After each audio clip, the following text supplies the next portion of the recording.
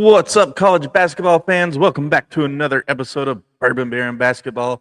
I'm your host, Sam Gillette of Sam Talk Sports. We got a good one today. We've got some bourbon aficionados in the house tonight. Mr. Neaton Bourbon Man from Three Poor Decisions is going to have some fun with us tonight and talk a little bourbon as we, the panel, talk basketball. Without any further ado, let's bring on our starting lineup at 5'7" from Boise, Idaho. My friend and co-host of Bronco Nation Live, Nick Wade. Hey, good evening. And at 5'8" from Plano, Texas, official USA Basketball Youth Development License Coach and Plano West basketball coach, Johnny Yates. You're muted. Dude, I was muted. What happened? I never mute. Anyway, party people, we're in the building. What's up? We need a shortened title for you. Just putting that out there. Stop being so efficient and good at what you do. Yeah, I'll try to be worse. And our center, big man at 6'2" from Chapel Hill, North Carolina, founder of the Sunbelt Syndicate, Dominic Cressetto. I just have to say, Duke, what happened? Yeah, I don't think there's anybody more heartbroken than our friend of the show, Mr. Josh Fife, who was cheering for Duke the entire way as a diehard North Carolina fan. Any team from North Carolina will make him happy winning it all. Any team at all from North Carolina. Oh, Duke. So North Carolina is like SEC fans. Yeah, they are actually. Yeah. And of course, you may notice that we do not have Josh on tonight. He is at a board meeting that he could not get away from. And we are also down Casey Wick tonight because he is a giant whining bummer. I mean, he has work to do as well. So with that, Nick, as our resident DD, what do you got on the table tonight? I've just got some home brew, some coffee, strong, black, the way I like it. All right. Like your Boise State running backs that went to the Raiders. Ladies Strong. and gentlemen, we're going to do this. That's a record. Yep. All right, Yates, what do you got on the table tonight? All right, we're going a little different today. It's not necessarily a beer, but we got some mead. All right, a little honey action here. We got from the Breaking Brew Meadery in Farmers Branch. The one I'm popping open first is called their Root Beer. It's a root beer flavored, and it is a 5.5. So Chill killer. it's just the same. Nice. Oh, it's fantastic. All right. All right, Dominic, what did you bring to the show tonight? We're going back. You know, we got bourbon to talk about. So we got the Cook's Mill back out from Catawba County, from the hills, fields, and mills of Catawba County. So this is where I was mostly raised growing up. So when I saw the bottle, Cook's Mill. Nice. All right. You guys watched the show a couple weeks ago. I highlighted a beer that I picked up at my local HEB from the Buxton Brewing Company in Nederland, Texas. And it was the Red Wedding. It was a strawberry, raspberry sour ale. If you don't remember, it had the pug with the wolf skin over its head. There you go. Now you know. But I did that, and lo and behold, work had me down here where I could actually go to Buckskin Brewing Company. Nice. And there we go. We're going to start with the Lady B. And I apologize with the green screen. There we go. Green screen stuff. Stop moving, camera. There we go. This is I tried this. They gave me a sample of it in shop. Vanilla cream ale. And I will tell you this right now. I didn't do that close to the mic. I hope you could hear that. This thing here is so smooth and really good notes of vanilla in it. Oh, man. If you put this over a Coke float all day long. Easy. Nice. Great stuff. Who doesn't like a Coke float, right? Right? Yep. Or root beer float or mix it in with. I'm in. I mean, it was. Was not expecting to like it, being a vanilla cream ale, because I'm not a big cream ale kind of guy. But they said, "Here, you got to try it," and I said, "Okay." And now I've had to bring it on the show. So, but we have two guys right now laying in wait. Mr. Neat, Bourbon Man from Three Poor Decisions. They are going to be our resident bourbon experts for the night. Fellas, how you doing? Good. Cheers, everyone. Thanks for having us. Cheers. All right. Now, you guys obviously don't like bourbon at all. You just throw it up on the wall behind you to show off, right? Absolutely. Pretty much. Yeah. But what got you I guys? thought that was like a camera background. Like, Yeah. oh, Well, It's the most expensive background in the industry, so we could put it that way. It's all what green made- screen. Right? What made you guys want to get into the bourbon business? So a couple years ago, we went out and we'd always go bourbon hunting at different liquor stores, things like that. And we'd have a whole lot of fun doing it. We found some great bottles, and we just discussed it to one another that, hey, we should start a channel. We should share this, share our love for whiskey with everyone. And here we are. Here we are a year later. April 8th marks a year. So Nice. How long did it take you to acquire your wall? April 8th would be a year.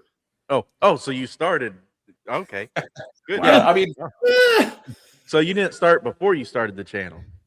a little bit. Yeah. Maybe 10, 15 bottles, something like that. Yeah. And then it just rapidly grew All out of right. control. Well, you guys want to shout out your favorite bourbon then?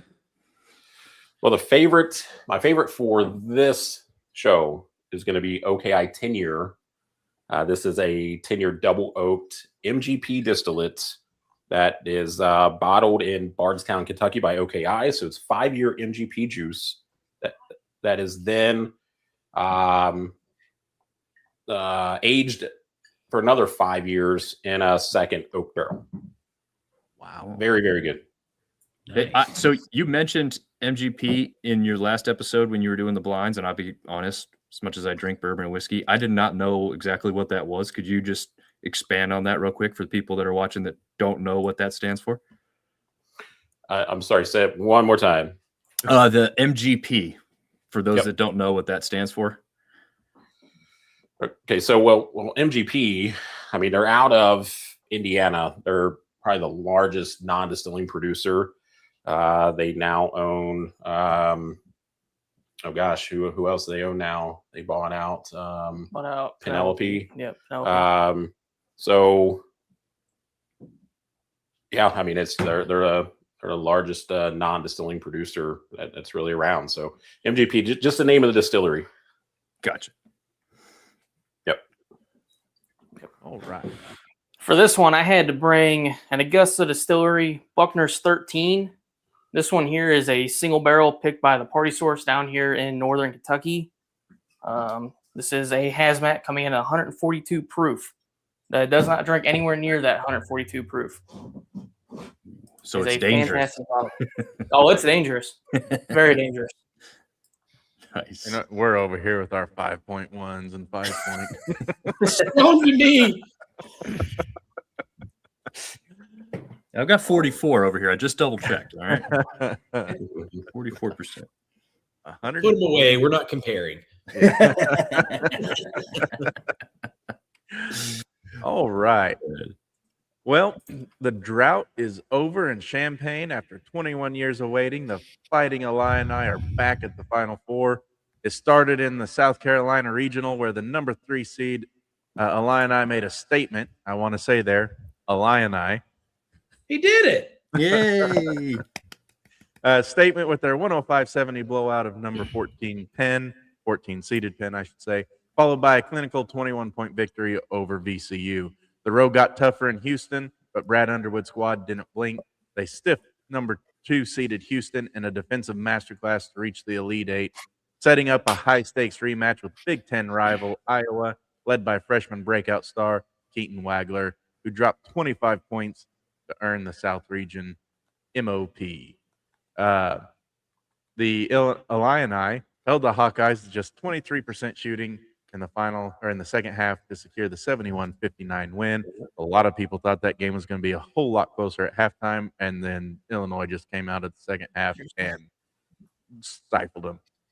For the first time since 2005, the Illini have punched their ticket to the Final Four weekend, where they will be playing in Lucas Oil Stadium in a showdown with UConn.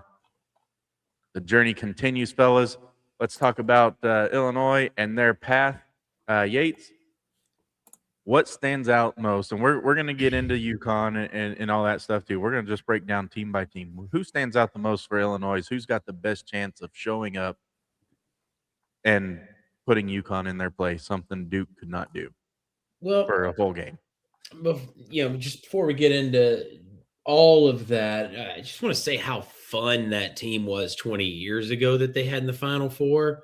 Yeah. With, D. Brown and Luther Head. Man, that was a talented group. But for this group, I think Keaton Wagler it needs to have a good offensive showing in this game for them. I know he's averaging about 18 a game. I think he's going to need to be a little above that. He's really going to have to shine offensively. And then outside of that, I think all the Eviches, that they have really, especially the big guys, they're going to have to be some rebounding machines going against UConn. When you got a guy grabbing 27 rebounds in a tournament game, you're pretty good. So I think the key here, can Illinois out-rebound UConn? Yeah, and that's going to be key for sure. Something that Duke failed to do at the end of the game anyway. Speaking of Duke, let's go to our resident North Carolina resident, I guess. Yeah, I was going to say, don't say I'm a UNC fan.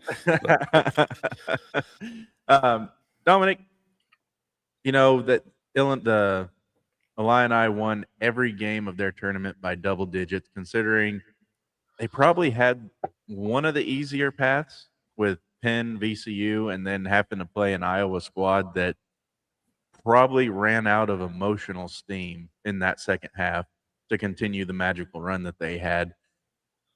Are they set up having their only real competition in this tournament? Are they set up being Houston? Are they set up to really have fresher legs against UConn, especially given how UConn had to come back last week to beat Duke?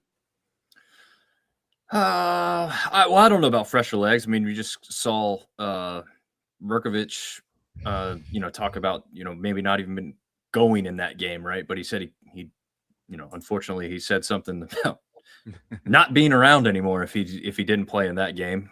For those that saw that clip, but I mean, I think you're seeing the steadiness of what some of those Eastern Europeans can provide you on the basketball court. They typically don't get as emotional as Americans, Westerners, when it comes to that stuff, and they stay pretty even keeled. So I think they kind of go as far as those guys go. So if their legs are working, but I think Yates is right on. Like, it's going to come down to the rebounding game. Can they get down there and out rebound UConn? I don't know if they can, but certainly going to have to try and do that in order to stay with UConn in this game. I would say that, these two teams have already played each other once this year. So it's going to be probably the closest matchup the Illini have faced for sure. But yeah, I don't know. I'm probably leaning towards the Huskies if I had to pick one. I don't know if we're doing that yet, but no. No, we're not. Okay. Stop ruining the show. Give me better notes then. All right, Nick, before we go to you, because I'm going to use you to segue from anyway, I got it in my head. So just, I'm not forgetting about you, but let's go to Bourbon Man and Mr. Neat. What kind of Illinois bourbons are we in for, and kind of what's it taste like? How's it work? And do your thing. So we got one out of Illinois. This is Few Spirits. This is a 100 proof bottled in bond. So it's at least 4 years old. The mash bill, 70% corn, 20% rye, and 10% malted barley. You could pick this bottle up for around $45, $50. Yeah. Few Spirits, they're a grain to glass craft distillery located in Evanston, Illinois. It's a city famously known as the birthplace of the temperance movement. Founded in 2011, the distillery is tucked away in a former chop shop down an alley. Produces a diverse range of award-winning small batch whiskeys. The name Few is an ironic nod to Frances Elizabeth Willard, a prominent temperance leader whose initials match the distillery's name. Few is now owned by Heaven Hill. Which, I mean, I don't know if y'all heard of Heaven Hill. I mean, Heaven Hill is a very large distillery that's putting out very good products. But Few is known for its bold Chicago-style flavor profiles, often utilizing unique yeast strains such as a Belgium beer and French wine yeast, and then local grains with rye being the whiskey that put them on the map. They supposedly also use water from Lake Michigan. So pretty interesting there. And then they also got a history of icons of rock. So I don't know if y'all ever seen any of the other Few bottles, but they do collaborations with bands like the Flaming Lips, Alice in Chains, and Smashing Pumpkins, to where the front of the bottle is all decked out with some awesome artwork. Nice. For those of you just joining the show and wondering why these guys are talking about bourbon and not basketball, it's because the guys on the left side of the screen, we're the ones talking basketball. The guys on the right side of the screen is going to talk some bourbon. This is the Final Four Pour show where we bring on the 3-pour decision guys, Mr. Neat and Bourbon Man, and we're going to talk bourbon and basketball and cover each Final Four team. Nick, we don't care about UConn. Let's move on. Yeah, don't brag, Nick. Don't brag. For those that don't know, about halfway through the season, we did a conference draft for the non-P power conferences, and Nick is the only person with the dog in the fight with UConn still. He has won the conference draft challenge. We are going to do it again next year, where Yates has won the #1 overall pick for next year already. That's what you get whenever you pick dumpster fires. But blame Chat GPT. So Nick, you have won the bourbon, beer, and basketball draft challenge, and you still have UConn in the fight. But first, they got to get past Illinois. Who on the Illinois side has the best chance? Not named Keaton Wagler. Who's got the best chance to disrupt, since you've been following UConn all year, to disrupt their flow and do what Duke couldn't and finish the Huskies off? Yeah, I'm going to sound like a broken record here, but, props to Illinois. They've had a great run in this dance. I'm sure that a lot of their fans have been, putting down a few of those bourbons there. So they've had a heck of a run, man. I mean, I think you said it. They've all 4 of their wins have been over 10 points. Mad respect for them taking down the Houston Cougars, who also had a stellar defense, limiting them to 55 points, and then taking down the surging Iowa Hawkeyes. And again, they won by 12 there. But I'm just gonna agree with both Yates and Dom here. And I think outside of Wagler, he's been solid for this squad. I think if Mirkovich can keep up with Terrace Reed in those in the rebound department, if he can rip the boards, and he's been trending up. I think he just had like 12 boards against Iowa. And Johnny said it before that Reed had 27 against Furman in the opening round, and he's been doing his thing. He was probably the key to them coming back on Duke and what I call the probably the best game that's ever been played in the NCAA tournament. I think the key is with Merkovic using his whole 6'9" frame to get in there and get the rebounds, especially on offense, to give the Illini second chances, because the Huskies, they've got a good defense too. So rebounds are going to be at a premium here. Yeah, I mean, just for some totals, both teams rebound the ball extremely well. UConn has a plus 6.4 margin on their rebounds for the season right now, or that's as of their last game.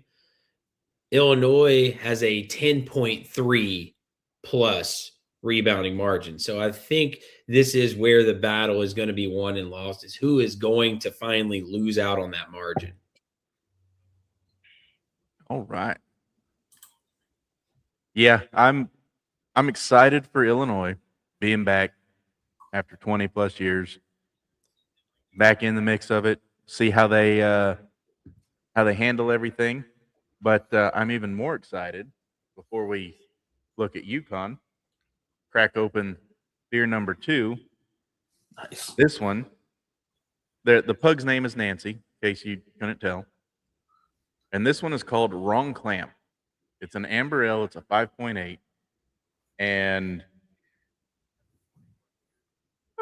it was canned in February. So,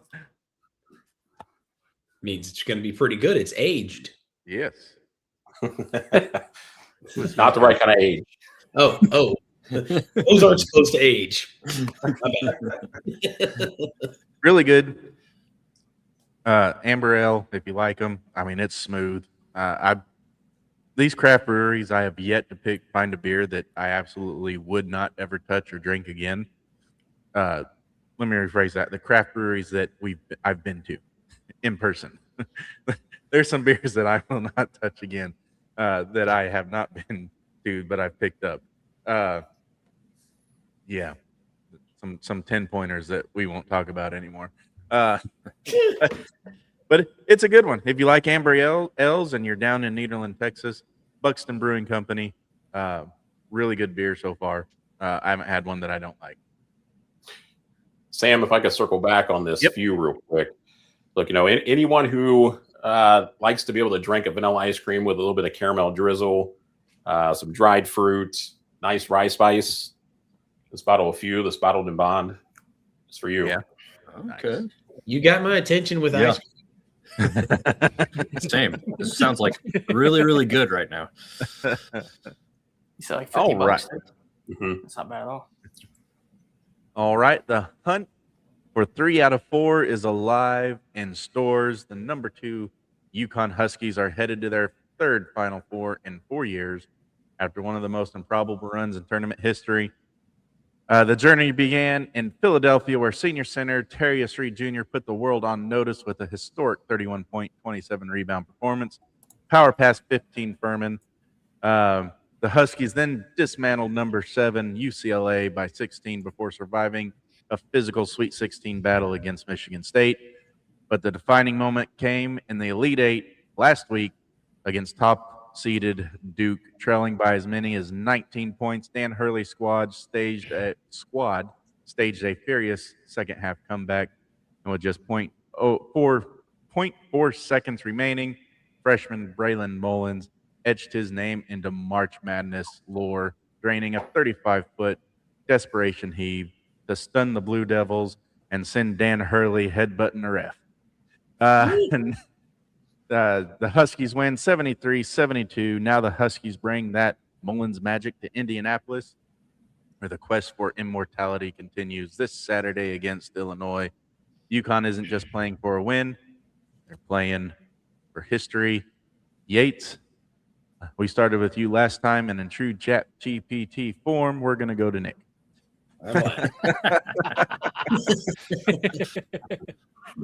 Nick, you've been following Nuke. You've been following UConn. I promise it's only 5-point beer, guys. You had some of that bourbon. We're I going strong over did- here. I did try the bourbon barrel aged stout that they don't can in Nederland, and it was top 3 of the bourbon barrel aged stouts I've tried on my quest for stuff. So if you like bourbon barrel aged, they've got all kinds of awards and stuff hanging on their walls in that building. So Buxton Brewing Company, Nederland, Texas, you want to give them a try if you're down in that area. Nick, you've been following UConn all year long. Well, at least since the draft anyway. What are you most excited to see against Illinois, and what matchups are you dreading versus what matchup are you looking forward to Duke exploiting? Or not Duke, UConn, sorry. There you go. Let's just remind the viewers again that UConn punked Duke. It was an epic fashion. Can anyone hear Nick? I mean, his mic just accidentally muted. Sorry, Nick, I had to.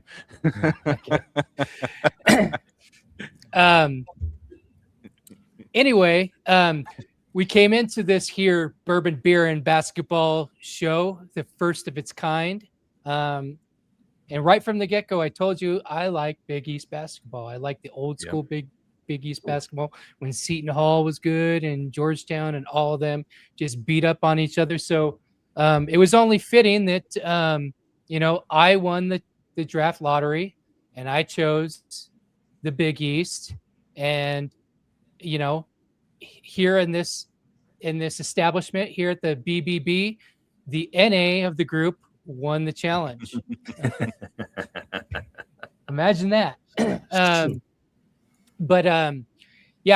I'm curious what the 3 poor decision guys are going to tell us, what the UConn fans had in the glass after that epic win against Duke. And I would also probably encourage them to save the bourbon on the top shelf for the UConn fans until a couple more rounds. So, but I digress. For this game, again, this was a great run for UConn to get to the Final Four.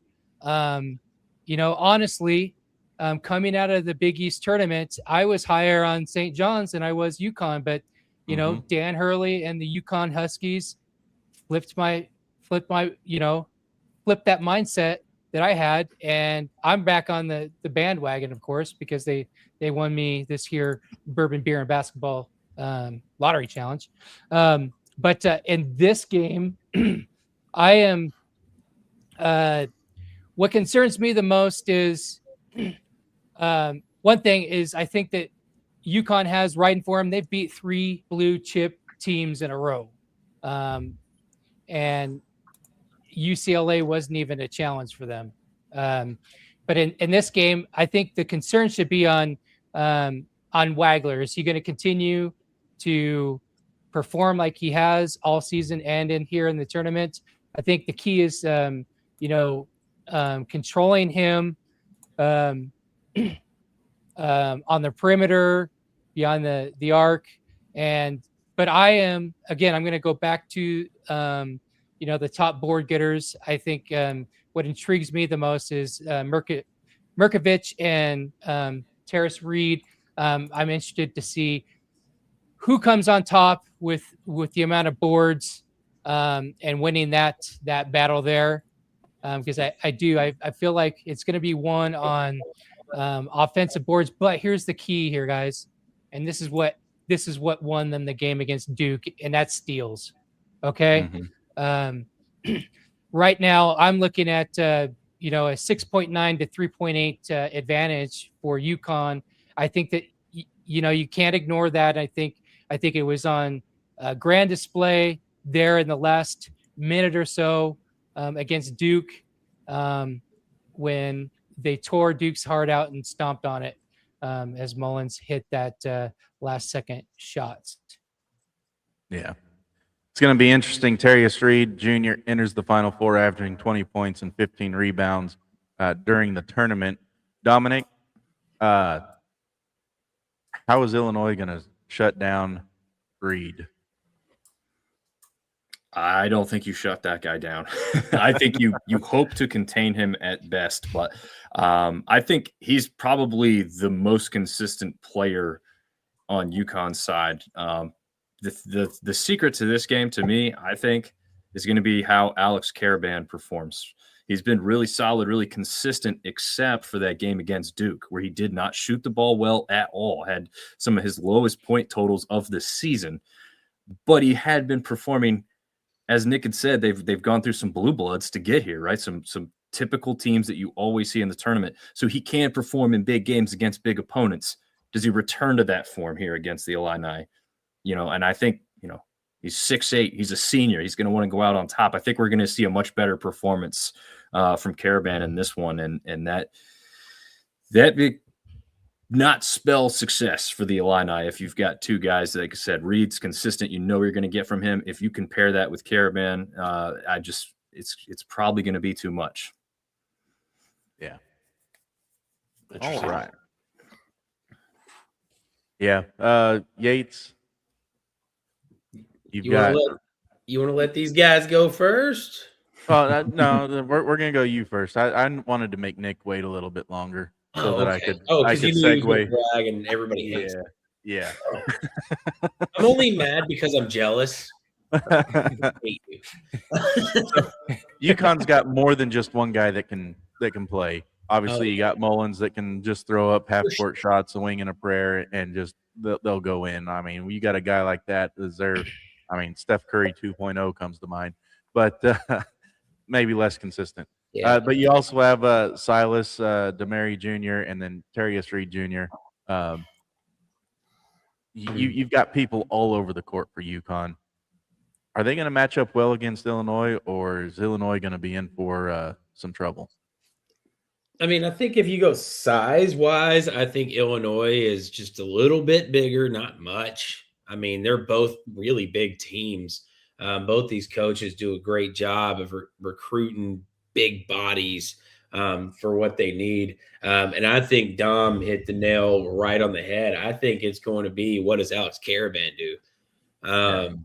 Other than him, I think Mullins has to have a good game.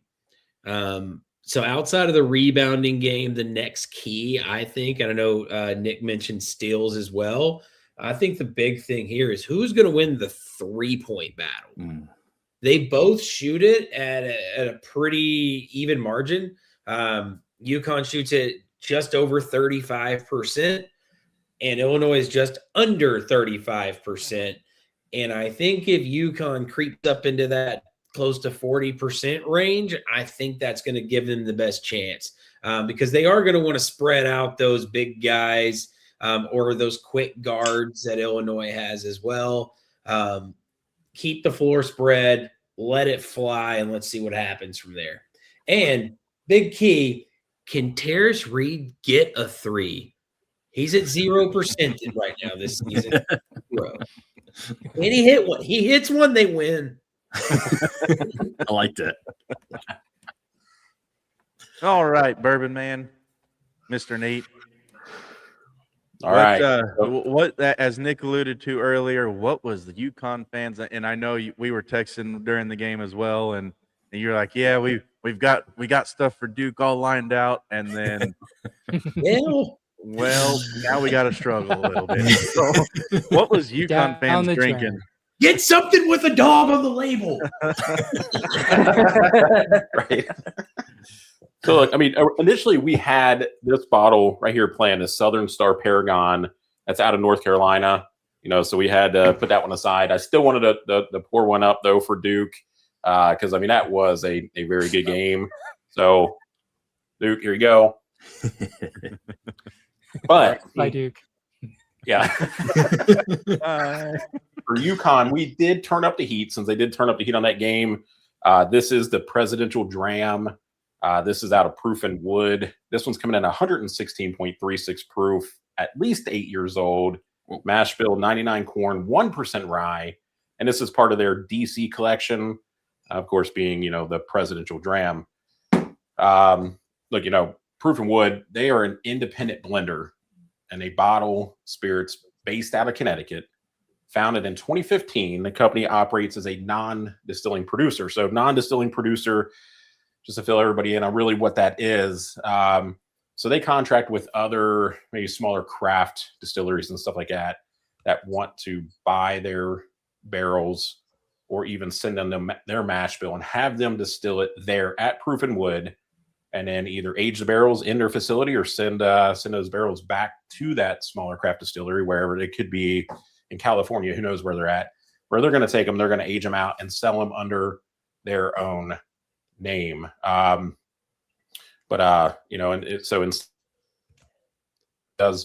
also buy high quality distillates from famous distilleries like MGP, as we already mentioned MGP on the show, being one of the largest as well. From there, they also curate, age, blend, and they finish, and bottle it under their own name. So this one is very, very good, very rich, full of caramel, toasted vanilla, hints of ripe orchard fruit, and even a slight pastry on this one as well. Yeah, it is nice, thick and viscous. I don't know if you guys can tell or not, but that is really oily in the glass there. It's pretty tasty. Yeah, I mean, balanced. Again, that caramel. There's almost some rich cherry syrup in there as well. Dark chocolate on the back end. The finish is long and bold, kind of like Yukon's game. So nice. Did you guys say how much that one was roughly? This one, I'd say it was like $70-$80. Yeah, I think the MSRP on that one's right around $70-$80. So still not bad, really. If this is for the quality you're talking about, yeah. Right. So 8 years old, roughly, the price per year of age statement should be around $10 in today's market. So, $70-$80 for an 8-year bottle, that's right on par. Nice. Anything more than that, I think, is kind of price gouging. Gotcha. Well, that's good tip. Yeah. I'm kind of jealous we're not doing this in person, where we can all hang out and try it. Maybe one year. Yeah. Whenever we've got our first comment of the night. Some great distilleries and breweries in Connecticut. Glad Yukon got it done so we could get them some love. Shout out From Sully to Sports. shout outs. So, good deal. All right. Yates, who's going home in this one?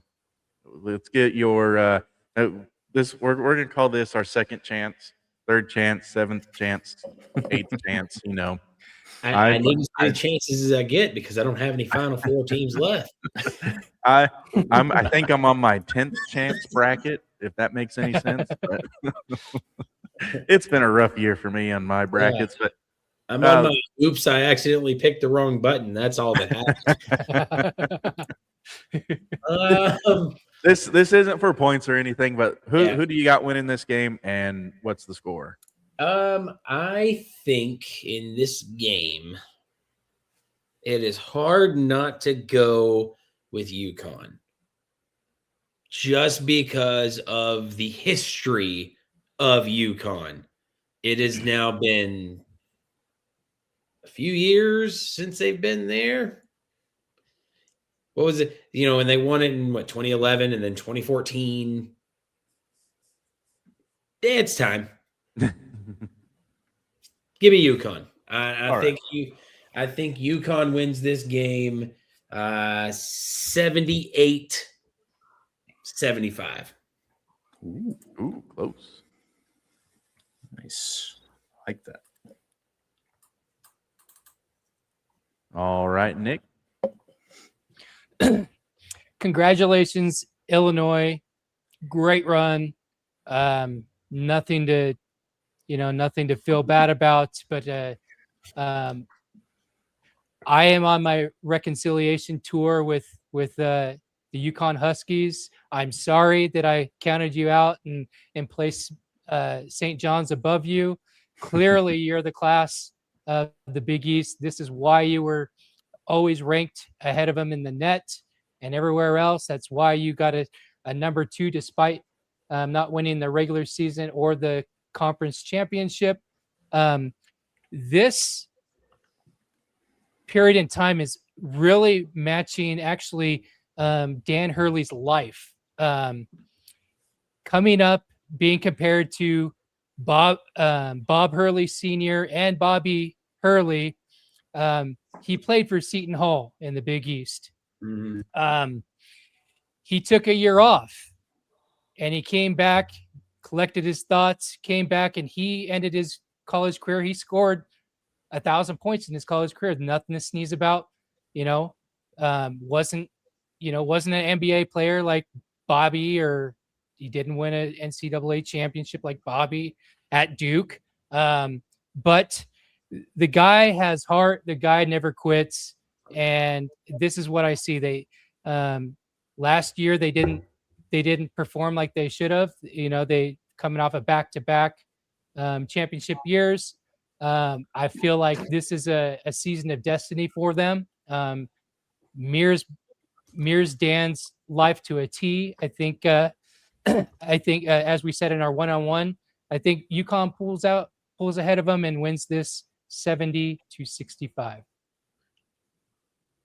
All right. And Dominic. Yeah, as mentioned before, this is a little rematch from the earlier part of the season where UConn won 74-61 inside Madison Square Garden. So these two teams not only have a lot on the line, but they've already gone head to head to give us a little bit of a look on what this matchup would look like. Again, Caravan had a pretty good game. He had 12 points, but it was only 2 for 4 from 3. I think he's shooting the 3 ball a little bit more often now. And that's not a great 3-point performance from him. So if he can shoot the ball a little bit better, they shot 36% as a team in that game. Illini shot just 21%. Both teams really just looking at one loss onto the season when that game happened as well. So that was a battle of 2 really good teams at the beginning of the year. And now we get it again at the end. But you got a 13-point differential the first time they met up. I do think it gets a little bit closer, but I still favor UConn Huskies to get it done. All right. What was the score? Let's go a little bit less for UConn this time. So we'll go 71. And the Illini, let's go 57. I think it's a little – I think I thought this game was going to be closer, and now I'm looking at everything again. I'll go with UConn a little bit more comfortably. All right. And let us know that you hate points. Nick, It's a rebound game. It's a rebound game. There's going to be a lot of guys down there fighting in the paint. What'd you say your score was, Nick? 70-65. 76. I had the 70. It wasn't the for whatever reason didn't write 65. All right. Solely Sports says his bracket is still her paper bracket is still perfect. And I'm assuming that's the one where you erase and No pen. He also says Brad Underwood has a great program, but the Illini lost to UConn in 2024 in the Elite Eight with Terrence Shannon Jr. Can't see the Huskies going 1-18 again. UConn on the way to another championship game. Yep. I like this Solely Sports guy. I like it. He knows what he's talking about.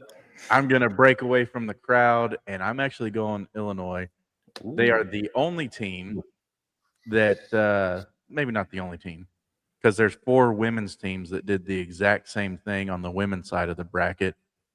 Won every conference game by double digit, or conference tournament game, excuse me, not conference. Won every tournament game by double digits. Tonight's or Saturday night's not going to be any different. I'm going Illinois 77, UConn 65. Ooh. So break away from the crowd. All right, Mr. Neat, Bourbon Man. You've got the Illinois and you've got UConn bourbons right there in front of you. Based on just the bourbons, who's going to the championship game? Good question. Out of UConn and Illinois? Yep. Oh, I mean, it had to be UConn. Ooh, nice. Yeah. Yep. based on the pour in front of me, Yeah, What was the name of that bourbon? the Presidential Dram by Proof and Wood. I like the name of that one too. Both the name of the distillery and the bourbon itself. Yeah. I like both. Yeah, they got a bunch. Like the Representative, they put out one that's the Senator. If you think, the DC collection, Makes sense. Yeah. Was that a close matchup, or was that pretty obvious to the both of you that Yukon flavor was going to take this one? Yeah. Oh yeah, it's obvious. Yeah. obvious. Yeah. I mean, we got a 4-year bottled in bond at 100 proof, and then we got one that's twice as old, 8 years, so twice the oak influence, coming in at 116 proof. So typically more proof, more flavor, and then longer age statement, so that's gonna be more flavor as well. So Nice. So Yeah. they've got your point spread, Dom. yeah, right. Yeah, not even a There we fair go. lineup here. So on that big beautiful wall behind you, is there another Illinois bourbon that will match up closer? Nope. Not on this wall. No. All right. Ooh. There you have it, folks. Everybody but the host of the show, even the bourbons, are calling for Yukon. So whenever it's Illinois, yes, I said that wrong on purpose. When it's Illinois for the win, or whenever they get decimated, you'll understand why I need 10 brackets to have a chance.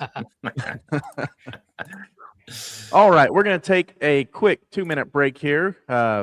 Let the bourbon settle and the beers get ready to flow again, and we're going to come back and we are going to talk about the top 2 seeds left in the tournament, the 2 number 1s playing on the opposite side, Michigan and Arizona. So stick around. We got more basketball, bourbon, and beer coming at you.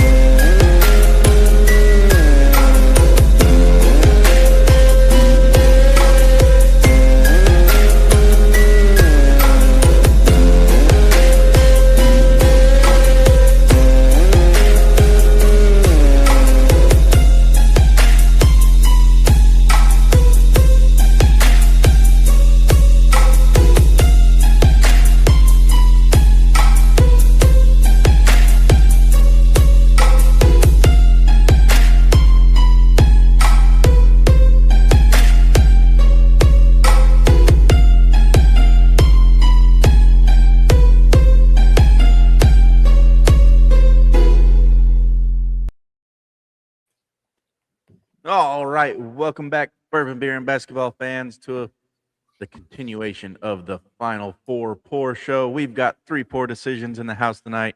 Jonathan Yates, Nick Wade, and Dominic Crusetto. We're having some good times. We're talking bourbon. We're talking beer. We're talking basketball.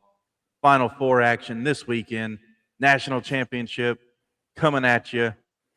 Everybody but me picked Yukon. I keep wanting to say Duke, like they should have been there for some reason. And then, Glad we didn't pick Duke. We'd been really bad at this. Seeing some of your brackets, you are really bad at this.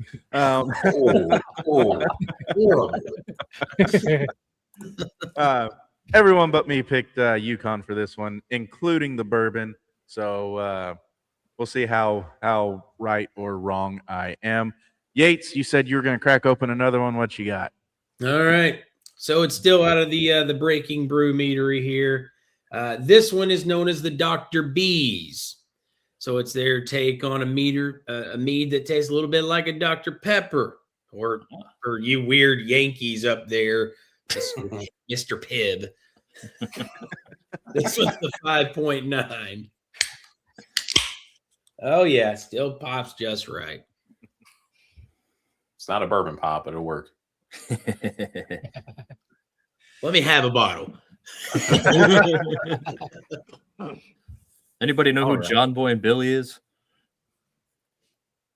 Nope. No? Oh, man. They're famous radio guys based out of Charlotte, North Carolina, real Southern guys. And they'd be like, hey, big man, let me hold $1. So I feel like that was Yates calling for a bottle. Hey, big man, let me hold a bottle. Let me hold a bottle from you. You know, there's was a famous talk radio host over in the DFW area, Russ Martin, who passed away many years ago. But he'd always have some kind of drink. And you always hear that twist off the glass bottle. And you're like, yep, I'm not going to try that again. Don't ask me to. But it's iconic sound. You knew exactly when they was pouring a drink during the show. It was when I worked out there. Yeah, that was my sanity through Dallas traffic, was listening to the Russ Martin show. Sad that he passed away. Yeah, let's go ahead and throw that comment up there. Yeah, absolutely zero. I was unaware of your game. You have class. I just thought you drank Pepsi. I didn't know. Him's fighting words. Well, Drink before pop. I crack open the next beer, have you guys seen these things? No, they're not edibles. I was just going to say, what are you showing us? You take them. Are we expanding the show name? What are we doing here? You take them and you peel them away, and then on the inside of the gummy cube, so there's the cube, and then on the inside of the cube is a little gummy bear. They're peelable gummies, mystery box peelable gummies. So you eat the box, and you eat the little gummy, and they're two different flavors, and they're really stinking cool. Are you saying peelable or pillable? Peel. Like, Okay. So Take That a Texas couple draw. of pills, give it- it starts out like that. Take your medicine. I thought we were about to have a really good time or Oh something. man, I gotta get one that's not green. Hold on. I gotta He's get one Sorry, that's pushing the not green. limits again, guys. There we go. There we go. Yates, you want to go with the disclaimer? So you peel them. Ladies and gentlemen, here at Bourbon Beer and Basketball, and for our guest here, three I mean, poor decisions, we do not tolerate anything that Sam is talking about. For those of you who can't find it, that's kind of what it looks like. There we go. That one's a piggy. There's a pig inside the peelable. Cool things. I mean, Peelable. Bill. You should have heard it last Anyway, week right? when he tried to pronounce Illini. Oh, it was fantastic. The Illini.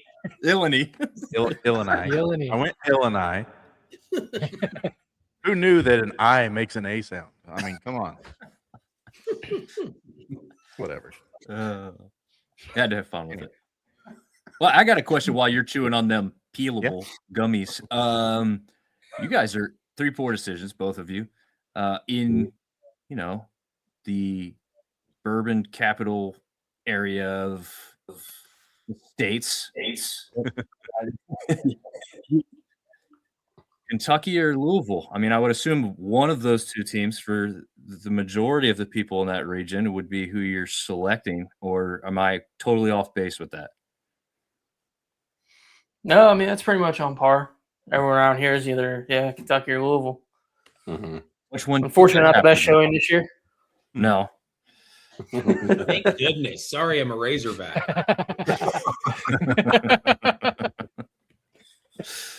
Oh, All man. right. Where are we? The show has completely gotten away. Oh, the beer. So let's go back to the 90s. What? You guys, do you, I think there was something in that gummy bear. it worked quick too. Yeah, we're talking about beer. Anyway, the 90s. So let's take you back to the 90s. A dinosaur with a frying pan. Anyone know what I'm talking about? Not Yeah. the mama. Not the mama. There we go. Mhm. That is the name of my next beer. Oh, nice. Pug dinosaur with the frying pan. I'm really glad that wrapped into something that made sense because Yeah. I was really Also- concerned. yeah, This is I was starting to fly out there with the Artemis. I'm just being honest here. Yeah. So there we go.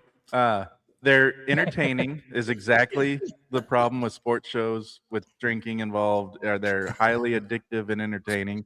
I agree 100% solely. This is a DDH Hazy India Pale Ale. It really good.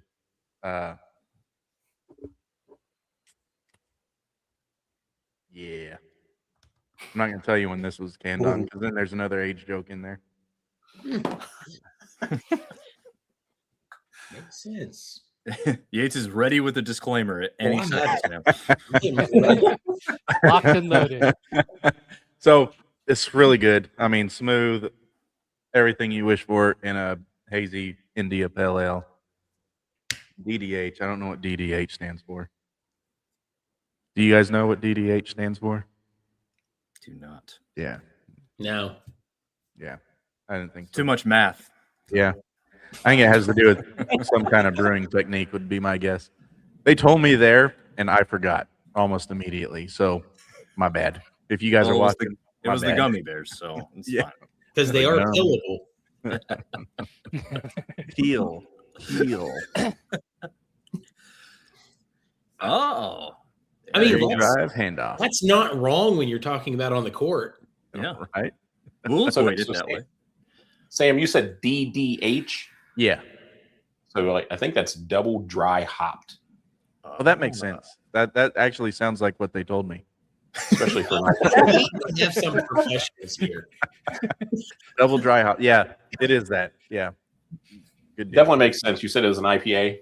Yeah. Yeah. Hazy India pale. No, it's a pale ale. Excuse me. A hazy It's a pale drain ale. pour. Nice. Here, while you're popping that, I'll just jump in real quick. Backcountry Black IPA. This is from Deep River Brewing Company, which I believe is in Asheville, North Carolina. No, I'm sorry, Clayton, North Carolina. It's closer to me out here in the Triangle area. But yeah, I finished up the Ooh, that sounded nice. bourbon, so I'm pop this sucker open. That one caught my attention with that crispy. Oh, that's good. Yeah, nice little kick of flavor in that. Yeah. Nice. I mean, I was really hoping y'all were going to bring something good to drink tonight, not something that was just extremely bitter. All these IPAs. Yeah. Sorry, we let you down. Go grab some bourbon real quick. Yeah.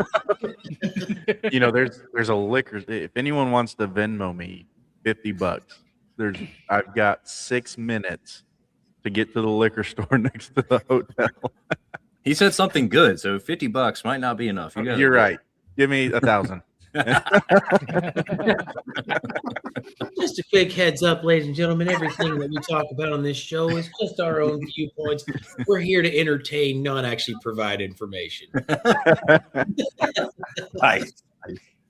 And if Yates tells you to bet on a team, bet on the opposite one. Absolutely. There you go. Bet the other team and bet hard. And Yep. unless it's the reverse mojo, then God, I wish that really worked in knows? real life. Yeah. It worked once. And that was last week. All right. Bourbon Man, Mr. Neat, you guys have a second bourbon you want to highlight outside of our final four? Yeah. So Arizona. No. One that's outside of the show pours. Oh, Um, Grab one off I know I'm shelf. throwing you on the Yeah. spot here. gosh. Yeah. I'm mainly doing this so that the people can see the struggle that it goes through of trying to narrow down good bourbons. Oh my gosh. Yeah.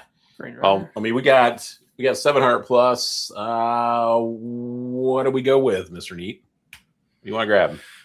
What do I want to grab? That's a tough one. I mean, honestly, everything we have here is good. Can we go So, there? Let's go there. yeah. Mr. Neat's grabbing one that's out of Covington, Kentucky. That's local to us. This is Wenzel Distillery. Mr. Neat, take it. Yeah, this is their double oak coming in 110.1 proof. This is actually batch number 1 of the double oak. It doesn't say here how long it was aged. Do you know off the top of your head? No. I mean, nice and dark color. This was actually presented at the River Roots Festival. That was along the Ohio River. I believe it was on the Newport, Kentucky, and the the Cincinnati, Ohio side, where they did the River Roots Festival. It was presented down there by the Party Source, which is a very large alcohol retailer in Northern Kentucky. We were lucky enough to get our hands on one of these. Anybody watching, Wenzel is an awesome distillery to stop by and see. That they have an awesome blending experience where you can go in, you can blend, make your own bottle, maybe out of 2 barrels. The thing is you don't know where these barrels are coming from, as they do source them from major distilleries. After you taste them, select the barrels, and they let you know what they are. So you could be selecting the Jim Beam barrel, you could be selecting a Green River, you could be getting Heaven Hill, you could be getting something from Penelope or MGP. But you're selecting, you're tasting, you're selecting, and you're blending, and then they let you know what you just blended, and you're walking away with an amazing bottle and an awesome experience. So Wenzel is doing great things. Nice. All right. What kind of sorry, Sam, I want to elaborate that. Is it what kind of a price tag is on an experience like that, if you don't mind me asking? We haven't gone and done that experience yet. I'd say it's probably north of $100, as some of their bottles like this double oak is running almost at $100. So I'd say north of $100 for an experiance like that. Okay, that's it. I would say that's pretty good deal from sounds of what you described, though. Right. All right. Well, the dominance is back in Ann Arbor. The number 1 Michigan Wolverines are returning to the Final Four for the first time since 2018, and they've done it in historical dominant fashion. After cruising through the opening rounds with a double-digit win over Howard and St. Louis, the Wolverines brought their fire back to United Center. They dismantled Alabama 90-77, much to the pleasure of Yates. In the Sweet 16, setting the stage for an absolute masterclass in the Elite Eight. Facing Tennessee, Michigan unleashed a 21-0 first-half blitz that left the Volunteers stunned, led by Midwest region MOP Yaxel Lindeborg. There's fun names all over the place. Who poured in 27 points. The Wolverines cruised to a 95-62 victory, largest margin in an Elite Eight game since the 1989 season. With an offensive average of 94 points per game in the tournament and 6 players scoring in double figures, this team looks unstoppable. Next stop is Lucas Oil Stadium with a 1v1 heavyweight, Arizona, Michigan. The Mission national title, just 2 wins away for the blue, for the maize and blue. So let's go, Dominic. We ain't started with you yet. I mean, 100 points, 95 points, 90 points, 95 points. They haven't played anybody at this. Michigan's probably had the easiest road, one of the more easier roads, I should say, to the Final Four. Agree, disagree? I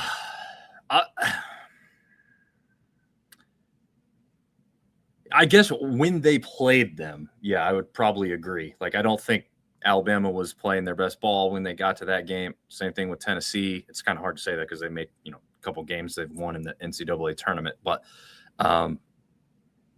yeah, I mean, Howard was never going to challenge them, right? We knew that. St. Louis was really good as a mid-major, but probably not going to hang with one of the considerably better teams in all of college basketball this year, with Michigan only losing 3 games all season. That was always going to be a tough one. Yeah, I mean, I guess that makes sense though, right? They are a number 1 seed. They were a number 1 seed for a reason, and because of that, their path was a little bit easier. So, yeah, definitely not the toughest one to get here. But I think, even if they threw a couple tougher teams in there, most of us expected Michigan to be here within that Final Four when it was all said and done. Yeah. Nick, 23 points against St. Louis. You didn't have St. Louis. I'm thinking St. John's, but we're going to go with you anyway. They controlled the second half against Alabama as well, and then they had the largest Elite Eight win since the '89 season. Is Michigan all about the offense creating defense or the defense creating offense, and how well is that going to translate against Arizona? I mean, props to Michigan. I mean, punking the SEC, both in the Sweet 16 and the Elite Eight. Sorry, Johnny, but I'm not an SEC fan. I know, but I can lose. I know, but I was going for Arkansas on the other side, so I was too. We're good. We're good. We're rubbing it in. It hurts. But we've been watching the whole season. They've literally, like Dom said, they only have 3 losses. They can go on huge runs, and I think what we've seen from them is both their offense feeds off the defense, and then some of those big plays, when they get those big plays, you can cancel Christmas because they're just going to dominate. And that's, you may say that they had an easier route, but they're a number 1 seed. I out of my bracket, which was trashed after last Thursday, thanks Arkansas and St. John's. Go us. I actually have Michigan in the Final Four here, and solely because of what we've watched throughout the year, those runs. I think they're on another one, but I don't know. I think this is going to just be much the same as just if they're on, it's going to be the defense and the offense are just going. They're going to be harmonizing just how they have, and they just go through opponents. If they're on, they go through them like butter, man. It's almost unfair. Yeah. All right. ChatGPT, should we go to Yates first or 3 poor decisions? You know where this is going. 3 poor decisions. All right. Bourbon Man and Mr. Neat, we've got Michigan on the table. What do you got for Michigan over there? All right. So with Michigan, we got the Detroit City Distillery. This is actually finished in ex-honey barrels that was put up on the beehives are up on the rooftop of one of their buildings, and bees are all throughout Detroit, the flowers there, and they're taking the honey, putting it in X barrels, dumping their bourbon into it, aging it out, creating something like this. This one happens to be a Woods Wholesale Wine single barrel pick, which Woods Wholesale Wine is also out of Michigan. This one is coming in at 116 proof. It is a little bit on the younger side, 3 years, 2 months old, with a mash bill of 68 corn, 27% rye, 5% malted barley, with an MSRP of $80. And Mr. Neat's going to take you all through a little bit of the history of that Detroit City Distillery. Yeah, they are still a craft distillery. They're on the Detroit's eastern side, opened in 2014. They're known for their small batch artisanal spirits like bourbon, whiskey, gin, and vodka, made with locally sourced ingredients. They do operate out of a historic building that once was a slaughterhouse, which inspired their butcher cut bourbon. They offer tours, have a tasting room, blend your own bourbon experience, and also have an event space in their second location called the Whiskey Factory, which features aging barrels and a vintage bar. Yep. So that Whiskey Factory, that's actually where they have the beehives up on the rooftop.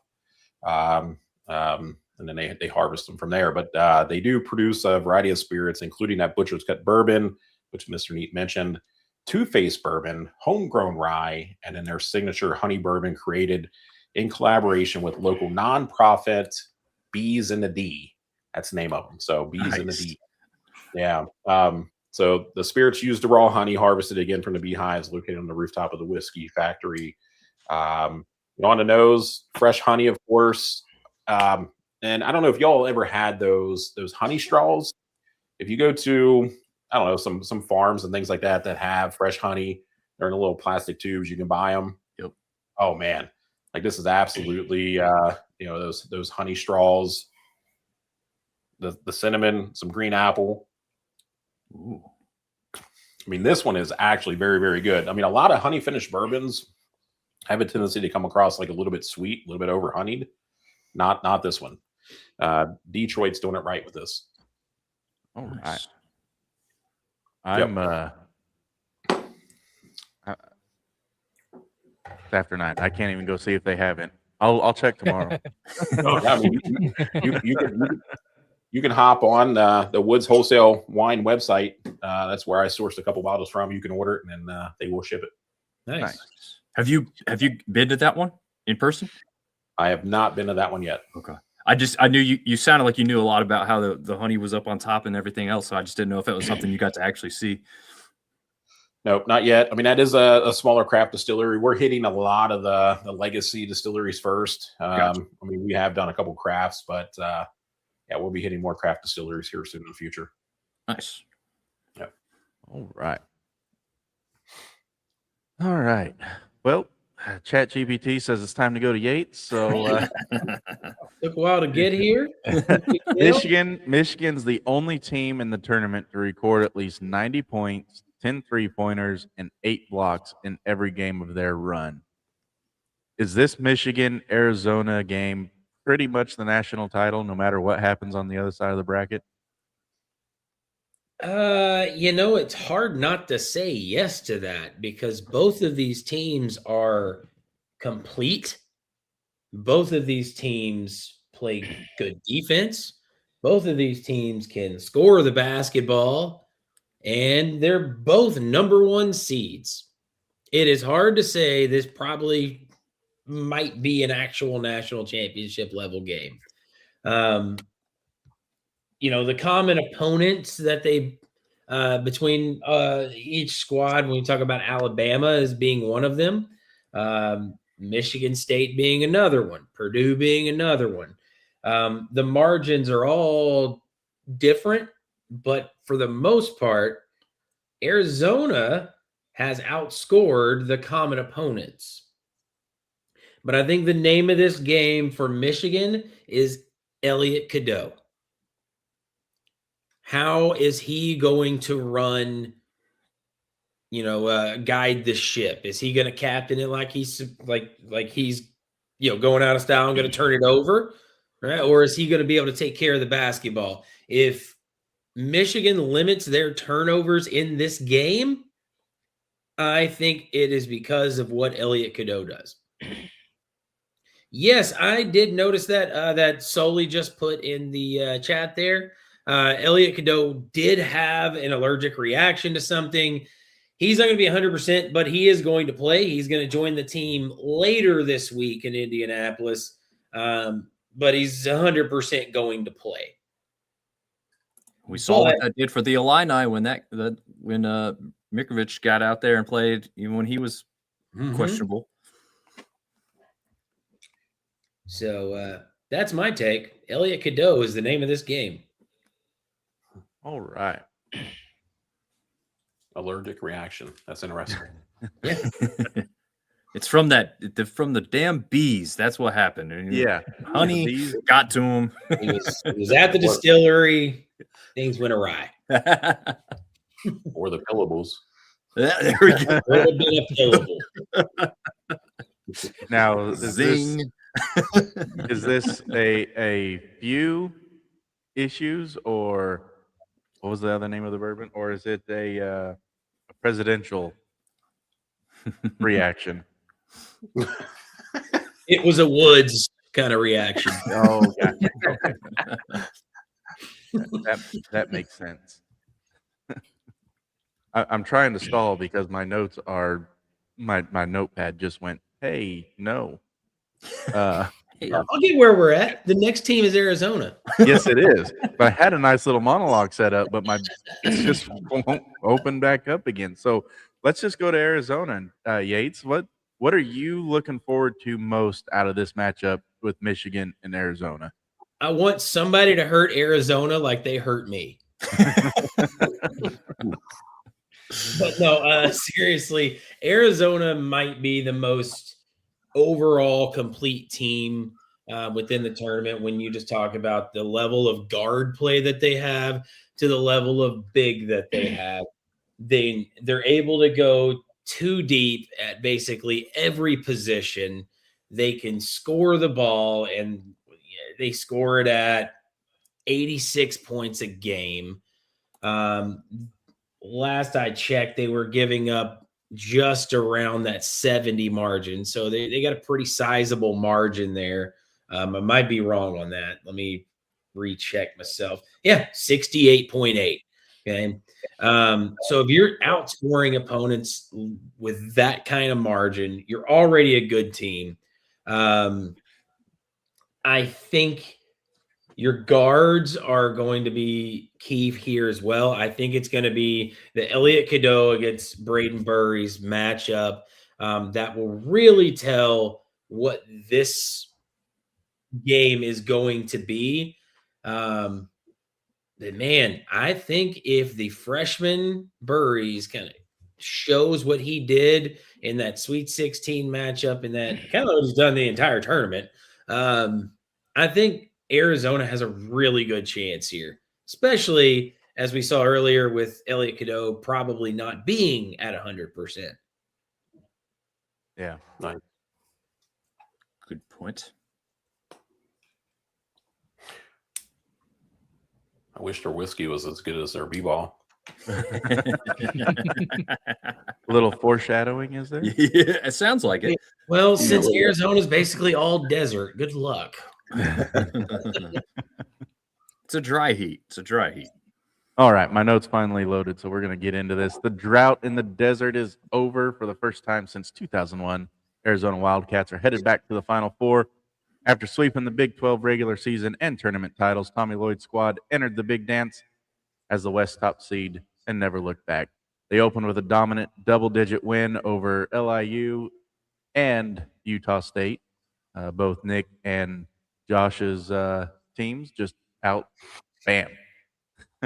Before unleashing an offensive masterclass in the Sweet 16, dropping who was that, Yates? Who did they the drop in the Sweet 16? They didn't drop anybody. Shut up. 109 points on Arkansas. You didn't just say it. But the defining moment came in San Jose, trailing by 7 at the half against number 2 Purdue.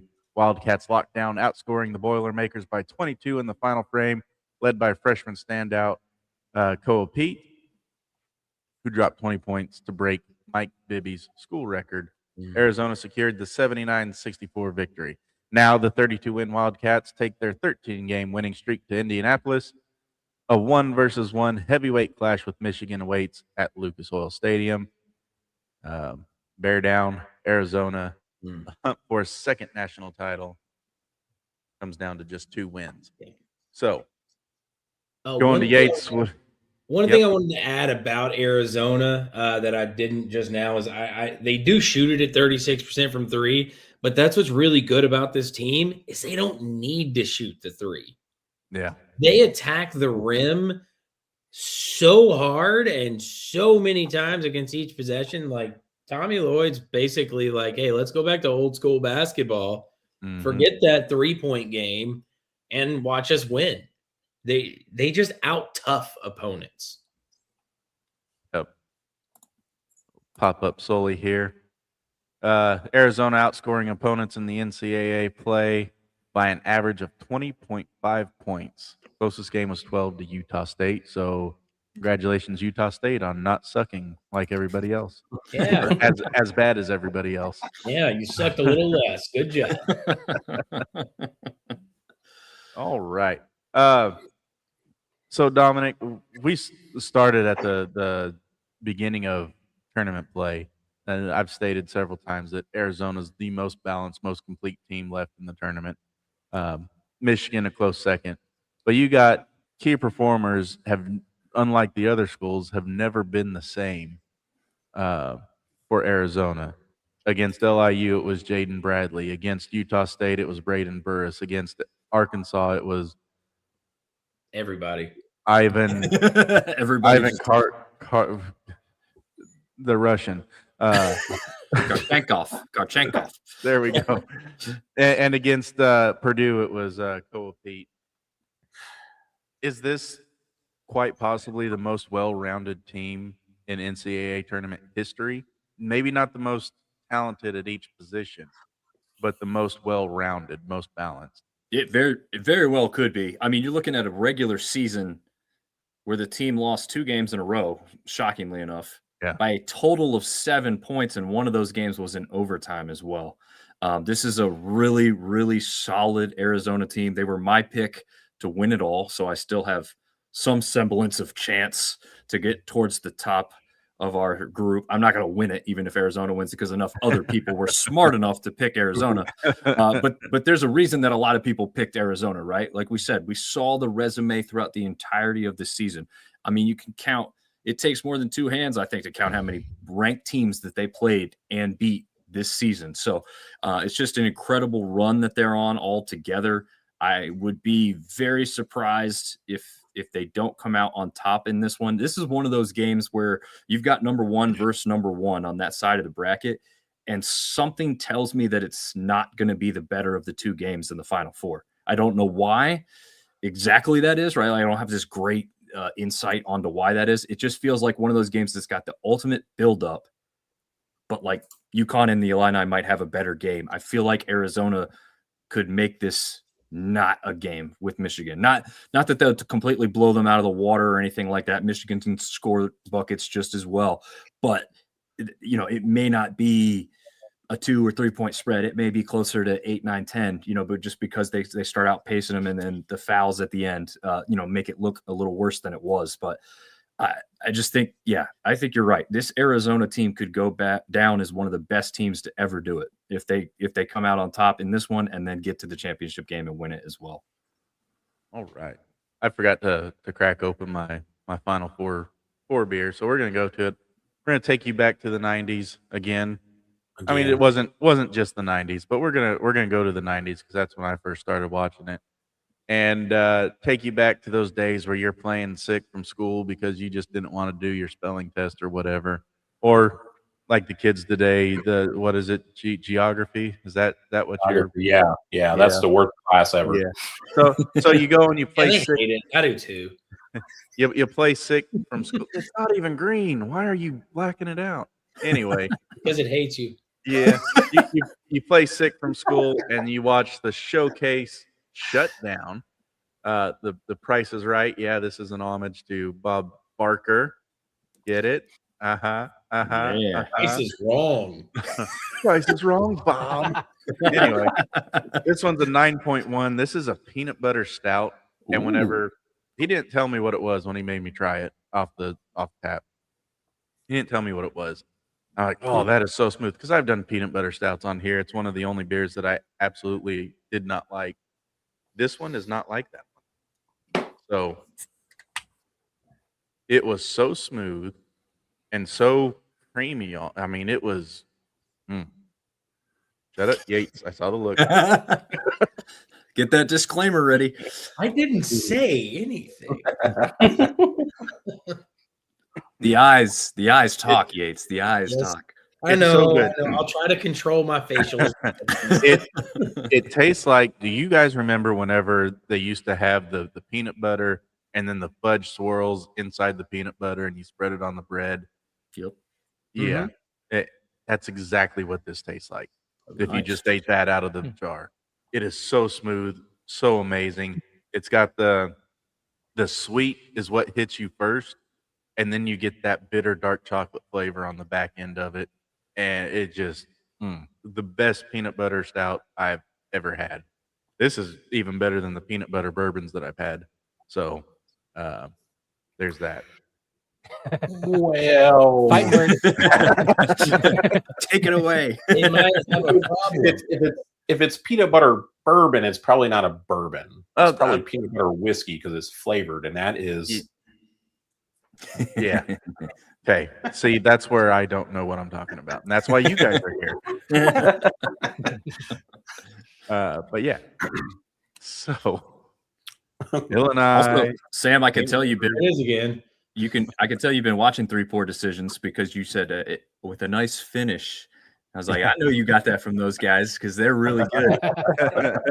You need to go seriously watch these guys on YouTube. They don't have enough followers. You guys need more followers, and people just need to tune in to realize why you need more followers. The descriptions you guys give, it's like you're there. It's like you're tasting it with you. So it's awesome the way you can describe something just by putting your nose up to the glass and then telling us how the flavor hits. It's incredible. I've never had anybody that I could watch or listen to describe something so accurately where you feel like you're right there, getting a class. So more people need to subscribe to your channel. Heck yeah. we appreciate agreed. that. Thank you. He's We not agree. just saying that so you'll send him samples. He really means that. No, but I want to go taste test with these guys. I think it'd be like the best For sure. experience. Seriously. I mean, you literally do that with your guest or viewers, so seriously, just go check out what these guys do. They put in a lot of time and effort, but the expertise is what sets them apart from people who just wing it. All right. So they know what they're talking about. That's why they're on this show. But they're just good dudes overall as well. But their stuff, their expertise, their knowledge base is really, really one of a kind. Yeah, we don't wing it, and we're not hype guys. All right. Exactly. Well, Nick, let's get your take on Arizona real quick so we can get over to the reason people are tuning into this show. The bourbon. What matchup are you most? We talked while you were away that Arizona's the most complete team, balanced team, and Michigan's a close second. Which matchup are you looking forward to the most in this Michigan-Arizona game? It's not really a matchup, but for Arizona, they've been doing great. I want to shout out my Northeastern Conference champion, the Long Island Sharks. They had a great season. They met the Buzzsaw in the first round there, and then Arizona has won 4 conference champions. So I mean, they're legit. This game is going to be probably one of the best games of the year. Is it the de facto championship? I don't know. When you have UConn still lurking, you never know. If UConn can advance. I mean, we've seen the proof with UConn and making those games thrillers. So to your point, this Nick, is gonna. To your point, UConn and Arizona matched up earlier this season, and the score was 71-67. So yeah, I think you're right. That doesn't the fact that they're both ones over here does not mean that whoever wins this is going to take it. Because if UConn matches up with them in the end, you got a example right here that that's been a close game already. Yeah. So as far as matchups, I'm going to take out Cadeau and Burries, but I want to key on two players from each team, and that's Braylon Burries and then Ledenborg. Burries has been leading the team all season. He's been down a bit as of lately. In the last game, he scored 14 points. I think he needs to average that 16 points for them to match up with Michigan and guarantee this victory here. So I'm interested in seeing what if Braylon Burries can step that game up, because Pete's not going to be able to keep that up as a freshman. I mean, maybe, but they're gonna with these offenses matching up like they are. Michigan has the edge in that. They're gonna need Burris to get his average to 16 points. If he does that, then they win by 1 point. All right. Well, let's head on over to the bourbon now. What does the bourbon say about how well Arizona's going to do against Michigan? Oh gosh. All right. So look. I mean, unfortunately, they probably will take Michigan, but not because their whiskey's better. So what we got is Delbach, whiskey Delbach. It's an American single malt, 90 proof. And look, I'm not a huge fan of single malt. This one is only 10 to 15 months old, but they age it in smaller barrels. So 15-gallon versus a large 53-gallon. So it does age a little bit quicker. This is 100% malted barley, and you can pick this bottle up for around $60. Yeah, they're a Tucson, Arizona-based distillery. They are known for their unique American single malt whiskeys. They use mesquite wood for smoking instead of peat. Gives them a distinct Sonoran desert flavor. They were founded by Hamilton Distillers in 2011. Hamilton Distillers is the first craft distillery established in southern Arizona since Prohibition. They're the largest whiskey producer in the Tucson metro area. Yeah, so they use that instead of the peat, which if y'all are familiar with Scotch, Scotch always uses a smoked peat, but they use a mesquite wood instead of that peat to smoke the barley, creating a flavor profile rooted in the American Southwest. The distillery follows a Scottish model, but adapts it to the desert climate using American oak for aging and non-chill filtering. Some of their core offerings include the mesquite smoked Dorado. So this is their classic. Again, it's not their smoked. So their smoked Dorado and the traditional classic, which we have here. They also have a limited release like the Distiller's Cut, which they just dropped their spring 2026 batch, along with the Centennial of the Deserts and a global cask collection. They do offer tours and tastings at their distillery. For a single malt, which again, I'm not really a huge fan of single malts. Either. It's really not that bad though. I mean, there's a little bit of oak, cherry, brown sugar, and then what's weird is some sagebrush. So if you can imagine what sage brush tastes like, it's not the best thing in the world. Chug. There is no way. I mean, the typical like whiskey notes that you'll get, like caramels, brown sugars, and things like that, are also on this. If it was like $20 cheaper, I'd say everybody go out there and buy it and try it. At the current price point, it's not for me. Me either. Yeah. All right. Well, I have a very strong suspicion that Michigan is going to be your bourbon choice for this one. Yeah. What was the name of the Michigan one? So that is Detroit City Distillery, and what we had was their single barrel honey barrel bourbon. Much better. Sounds all right. Honey barrel bourbon. Yeah, it's so much better. All right. Yates, who you taking in this one?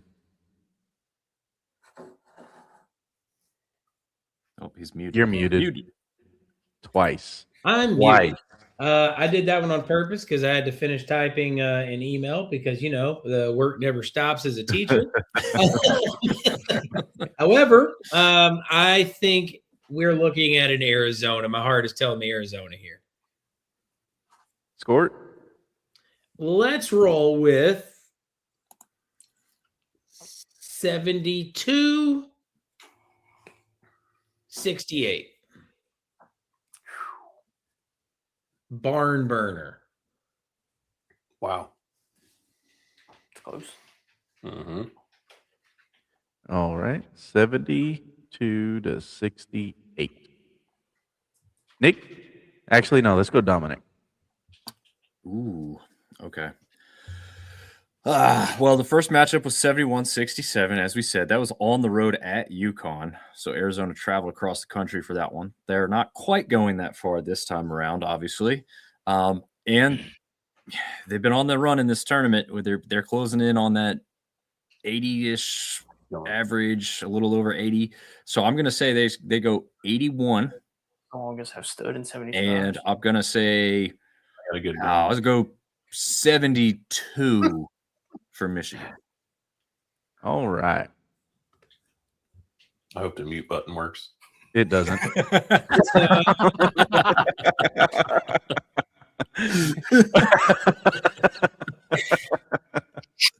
All right, Nick. So they can go sit down. What you got for this one? Had to make it interesting. Here we go. Well, let's go over the history of Michigan and Arizona basketball. We'll go from when they were established all the way up until today in this present time.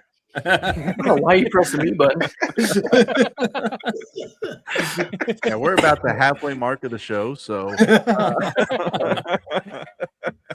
Oh, this is fun. How y'all doing? Well, I think it's been, Arizona has had a great season, but I'm siding more towards the Bourbon side of things. Okay. Sounds like the Bourbon coming out of Arizona is like rock gut or gut rock. and the Bourbon coming out of Detroit is like honey, right? So I think I'm gonna go that way, and I'm probably going against the rest of the group here, just like Sam did last time. But I think also venue is going to play a key in here. I know that Arizona does travel well, but you've got they're playing right below. Michigan is right above Indiana, so pretty easy travel for their fans. And I think, I think this is going to go the way that I was talking about with Barry needing to score, at least his average. But I'm going to go with Michigan, 82 to 80. Nice. I'm going Arizona as well, 88 to 80. I don't need to go long drawn out anything because Nick just went through the entire history. So, but all right. Now we got everyone has picked two teams from the Final Four, narrowed it down to who they think is going to be in the national championship. So now we are going to go through. I'm going to take Arizona over Illinois. Dominic, you took UConn and Arizona. Who's winning your national champion? I'll stick with my bracket pick and go with Arizona. I just think the Wildcats are the best team in the nation, and I expect to get them to get it done. All right. And Nick, UConn and Michigan, are you sticking with your Huskies? I'm going to stick with UConn. I think it's going to be 3 out of 4 years, and I think the score is going to be 75 to 70. All right. Ooh, even went one step further. Nice. And Yates, UConn and Arizona. All right, because that's what I already said was going to happen. And I think it's going to be Arizona. I think that drought of the desert ends. All right. 3 Arizonas, 1 UConn. I almost took Illinois to take it all, but I really don't think they can get past Arizona. All right. Now we have 2 bourbons. We've got UConn, the Presidential Dram by Proof and Wood, and Michigan, Detroit City Brewery, Single Barrel Honey Barrel Bourbon. Who is winning the national championship of bourbon? That's a tough one. Oh my gosh. I almost want to lean towards the honey. I don't know about you though. I'm leaning towards the honey. I'm thinking the older of the two, the 8-year. I think this has whole lot more flavor, I think so. a lot more well rounded. Where the honey is more of a dessert bourbon. So that's an after party drink to this one. All Okay. right. Here It's for a Alvin. split. It's a There split. you have it. Split decision. All right. Just broke So up the Beatles, man. we will see if it's Yukon or if it's Michigan. Should it come down to those two, it's going to be fun. We'll post the results. Never, maybe. Let's not. I don't want to look bad. All right, Yates. Speaking of results, why pull up our bracket group real quick? You don't see where have to do everything's that. I'm last. Let's. Why don't you shout out your brands one last time, and let's start wrapping this thing up. We got the meadery out here in Farmers Branch, the Breaking Meadery. Just water, honey, some natural flavors, and some artificial flavors. Tonight I drank their Root Beer and their Dr. B's flavors. Fantastic. They brew it there in-house. So hit them up. All right, Dominic. Yeah, we had Cook's Mill out of Catawba County, or Catawba County, as we like to have fun with, and also had the Backcountry Black IPA from Deep River Brewery in Clayton, North Carolina. All right, Nick, you want to shout out your non-alcoholic coffee? I want to shout out Nature's own energy drink, and that comes from the Black Rock of coffee beans. Also, shout out to my fellow NAs out there. You can still have fun and be the life of the party. Be funny. It's great life, man. Absolutely. All right. Nothing but respect. So we are currently sitting with nobody in our bracket group picking anybody on the Yukon side of the bracket. Oof, that's rough. Yeah, even Nick didn't pick Yukon. Hates his own. Shame. Conference. Shame. Oh, shame. Even Nick didn't take Yukon. So there is nobody on the left side of the bracket, the Yukon side of the bracket. I don't know if that's left or right because it's all up and down on here. But anyway, so it looks like if Michigan wins, Warren Christensen is going to take the Bourbon Beer and Basketball Bracket Challenge. If Arizona wins, it's going to be Bob Hubler. Hubler.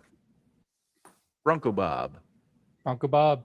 And if Michigan wins, it looks like, nope, Josh cannot get. How many points?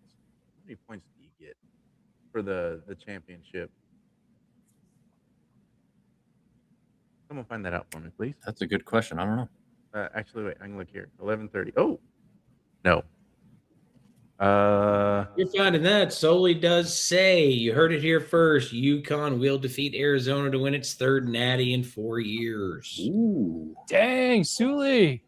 That guy knows what he's talking about. And I mean, I really don't hate that take either. Yukon at all, Hurley has a way of making those guys play when the lights are the brightest.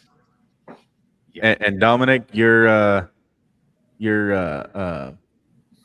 Arkansas State fan. Sunbelt. Yeah, St. James. Sunbelt. Yeah, your Sunbelt people are showing up tonight.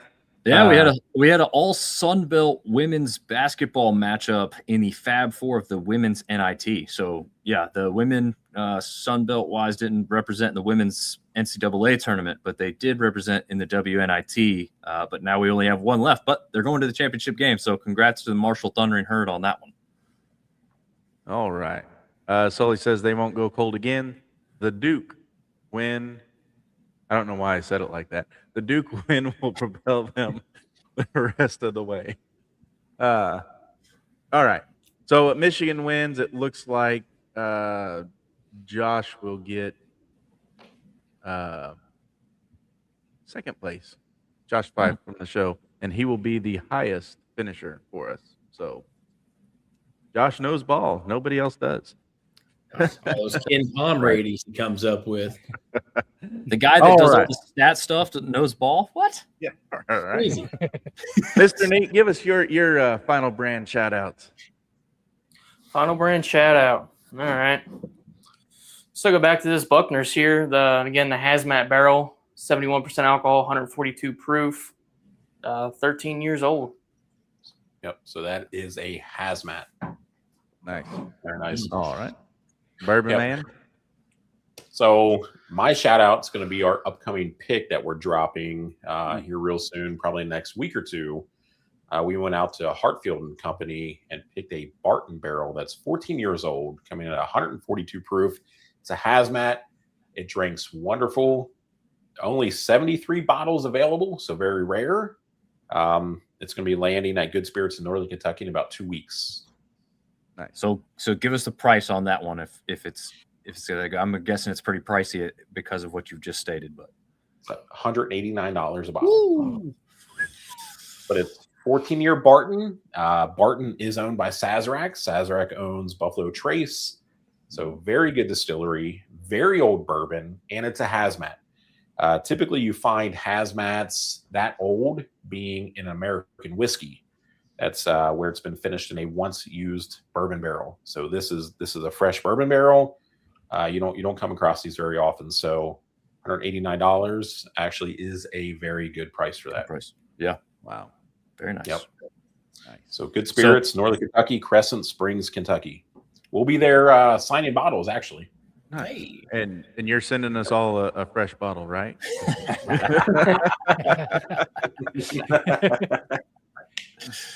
Yeah. We'll see. Well, I'll send you a signed bottle. There just won't be anything in it.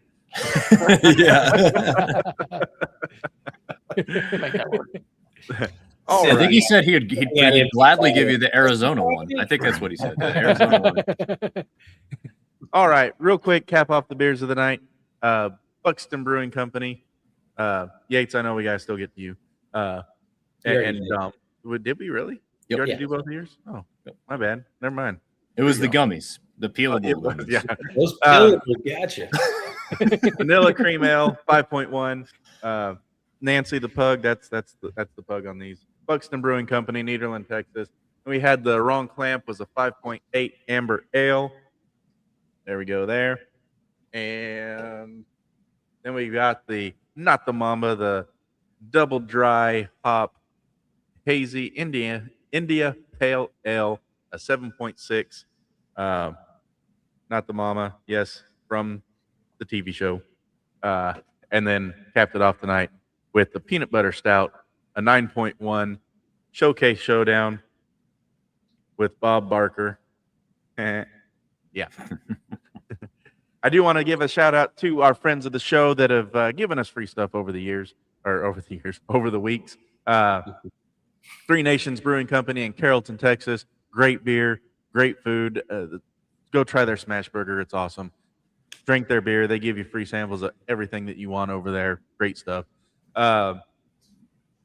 Backstory Brewing Company in Sulphur Springs, Texas. Great beer, great people, very friendly staff. Good stuff over there as well. And then the Oil Horse Brewing Company in Longview, Texas, downtown. Great beer there as well. Thank you again to the friends of the show. Anyone have anything else they want to shout out before we wrap it up? Speak now or forever hold your peace. One more shout out to Three Poor Decisions, first of all, for joining the show, but also just putting out great content. If you are not following these guys, go do so. Yes. And while you're following them, follow us as well. Yates, you want them to follow you too, or just kind of? Sure, follow me. You're not going to see much on there. We post a few updates from what's going around the school, and then we put some Arkansas stuff on. So don't forget your pooches. Follow me. I'm on Instagram at JHYates24. You can see me there. I'm on X at JHYates01. Come find me. What does the H stand for? Don't worry about that. Humble. I know what it Hardly ever right. For $1,000, I will tell you what the H stands for. All right, Nick, Bronco Nation updates. We got a show tomorrow night. We're going to cover the women's beach volleyball up to number 20 in the rankings. What else we got going on the show tomorrow night, Nick? We're going to talk about 2 stars going into the transfer portal for the men's basketball team, and softball's in full swing right now, so it'd be a great time. Everybody go to Google, type in Bronco Nation updates, and follow everything that you see there. All right, there you go. And don't forget 3-4 decisions. What are your socials they can find you at, Bourbon Man, Mr. Neat? So 3-4 decisions on Instagram, Facebook. We're the number 3-4 decisions on X, Twitter, and then 3-4 decision on YouTube. All right, there you go. Go follow everybody on the screen. You don't have to follow me if it means following them. So thanks for joining us. We will be back next week for a season recap show. There's no structure to that one. We're going to come in with bourbons and beers, and we're just going to sit around like this and chat about the season, our favorite moments, our best highlights, and our favorite beers throughout the year, the season. I keep saying years, like we've done this forever. It just feels like it. So come hang out with us next week. We'll take all the comments that we can. A couple hours just chilling and hanging out, talking about the season. Maybe we can get the 3-4 guys back. We can try and get Coach Mahan back to talk about some recruiting stuff. And someone else I'm forgetting. Who is it? Nope. Maybe not. Josh and Casey will be back. Do what? Josh and Casey will be back. Yep, Josh and Casey, they'll be back next week as well, hopefully. So, but yeah, Pop. That's the other one. Pop made an appearance. So there you go. Yeah, there we go. I knew I was forgetting one. Yes, we'll try and get Pop here. I tried to get him on this show for you guys, but he would not listen to reason. So we'll try next week. That guy didn't listen to reason? What? I know, right? He listens to his reasons. Yeah. All right. For everyone on the screen and everyone not on the screen, thanks for joining us. We'll see you again next week for the final show of the year. Until then, stay safe and drink responsibly.